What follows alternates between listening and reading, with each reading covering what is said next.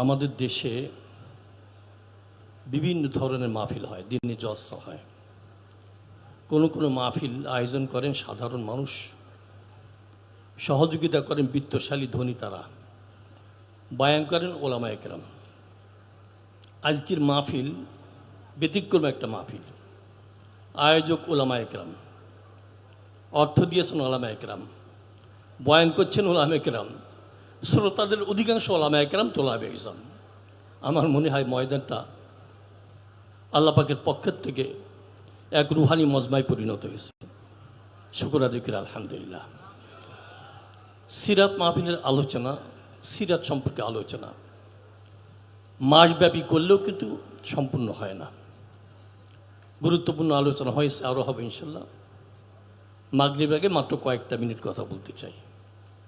আল্লাহ পাক রাসূলুল্লাহ সাল্লাল্লাহু আলাইহি ওয়াসাল্লামকে বিশাল এক জ্যোতিপিণ্ড হিসেবে পাঠিয়েছিলেন, আলোকবর্তিকা।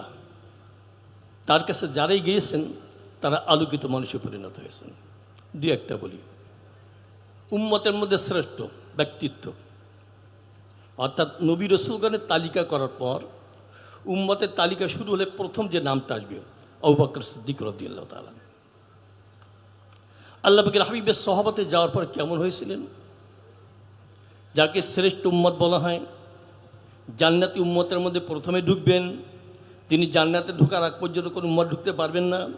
জান্নাতের প্রত্যেকটা গেটে থেকে ডাক হবে, এদিকে আসুন, এদিকে আসুন। তিনি বলতেন, এই আবু বকর, তুমি যেটা গাছ হতে মানুষ কেটে ফেলতো, আর কোনো চিন্তা থাকতো না। তুমি যে ঘাস হতে পশু তো খেয়ে ফেলতো, আমার চিন্তার কোনো কারণ ছিল না। একদিন এক জঙ্গলে একটা প্রাণী দেখে বলে, তুমি ভালো আসো, খেয়ে দিয়ে ভালোই আসো, তোমার হিসাব লাগবে না, তো আমার তো হিসাব দেওয়া লাগবে। উম্মতের মধ্যে শ্রেষ্ঠ ব্যক্তিত্ব, তার অবস্থা এমন হয়েছিল কেন? তিনি আলোকিত মানুষে পরিণত হয়েছিলেন। ওমর ফারুক রাদিয়াল্লাহু তাআলা কি বলতেন? আরে এই 3 খণ্ডের মতো যদি আমি একটু হতাম, ছাগলে খেয়ে শেষ করে দিত। আমার মা যদি আমাকে প্রসব না করতেন, সেইটাই তো ভালো ছিল। কেমন ব্যক্তি হয়েছিলেন, কেমন আলোকিত হয়েছিলেন।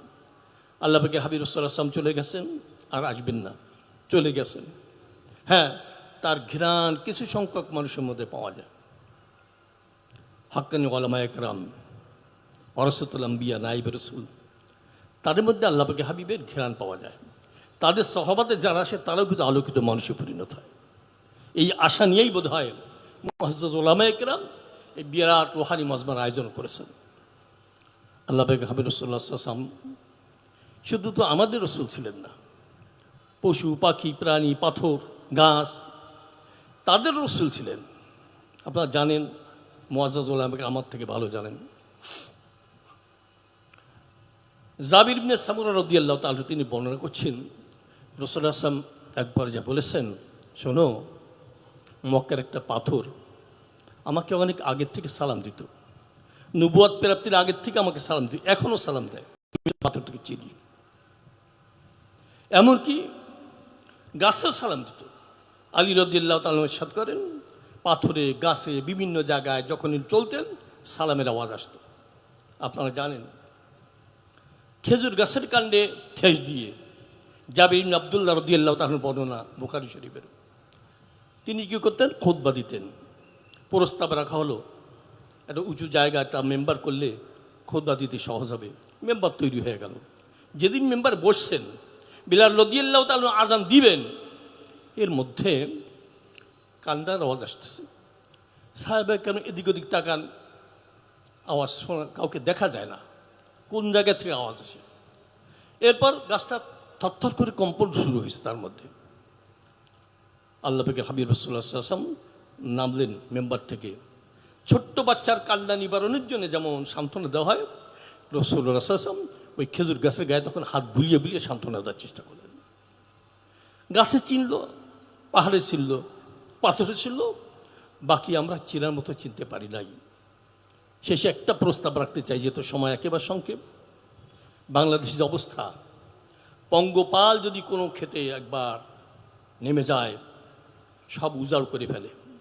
আমার মনে হয় নফসানিয়াতের পঙ্গপাল দেশি বিদেশি আন্তর্জাতিক ষড়যন্ত্রের মাধ্যমে যারা ইসলামকে উৎখাত করতে চায় পঙ্গপালের মতো নেমে গেছে।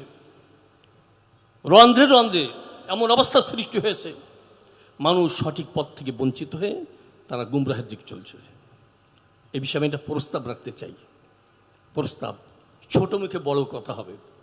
আমার মানে একটা বছরের জন্যে একটা মনিটরিং টিম যদি তৈরি করা হয় মুআসসাস ওলামায়ে কেরাম, সেটা কি কোনো আলেমের জবান থেকে অন্য আলেমের বিরুদ্ধে কোনো বক্তব্য হলে সাথে সাথে তাকে স্মরণ করিয়ে দেওয়া যেন এটা করা যাবে না। একটা বছরের জন্য একজন আলেমের বিরুদ্ধে যদি কথা বন্ধ করতে পারে, আমার মনে হয় একটা বছরের মধ্যে বাংলাদেশের অবস্থা পরিবর্তন হয়ে যাবে। একটা বছর। আমি হাতে পায়ে ধরে বলি, আলোচক রয়েছেন, মুহাদ্দিস সাহেব রয়েছেন, মুআসসাস ওলামায়ে কেরাম রয়েছেন, একটা বছর পরীক্ষা করে দেখেন। আমরা কারো বিরুদ্ধে কিছু বক্তব্য রাখবো না, গিবত শেখার চর্চা করবো না। আমার মনে হয় বাংলাদেশে আদর্শিক পরিবর্তন হয়ে যাবে ইনশাল্লাহ। আপনারা কি সবাই একমত? এই একটাই প্রস্তাব রাখলে, একটাই প্রস্তাব, হাজার হাজার সিরাত মাহফিল থেকে উত্তম হবে, উপকারী হবে। একটা মনিটরিং টিম হবে, কোনো জায়গার থেকে কোনো আলেমের বিরুদ্ধে একটা বক্তব্য হলেই সাথে সাথে তাকে শুনানোর চেষ্টা করবে। এই প্রস্তাবে আপনি একমত? কারা কারা একমত? আল্লাহু আকবার। সময় শেষ। আল্লাহ পাক তৌফিক দিলে পরে আলোচনা আমি শুনবো, আপনারা করবেন, আমি করবো, আপনি শুনবেন। আমি তো ছোট্ট একজন মানুষ, তবুও আসতে পেরেছি, বসতে পেরেছি, আমি নিজেকে ধন্য মনে করতেছি। আমি সিরাত কমিটিকে ধন্যবাদ জানাই। আমি সবার কাছে দোয়া চাই, আর সবার জন্য দোয়াও করি। আল্লাহ পাক সবাইকে যেন হককে বোঝার, হককে মানার তৌফিক দান করেন, দিনের খাঁটি সেবক মঞ্জুর করেন। বাংলাদেশ থেকে পঙ্গপাল যেন দূর হয়ে যায়, আলেম ওলামার চেষ্টা রয়েছে। আসসালামু আলাইকুম রহমতুল্লাহ।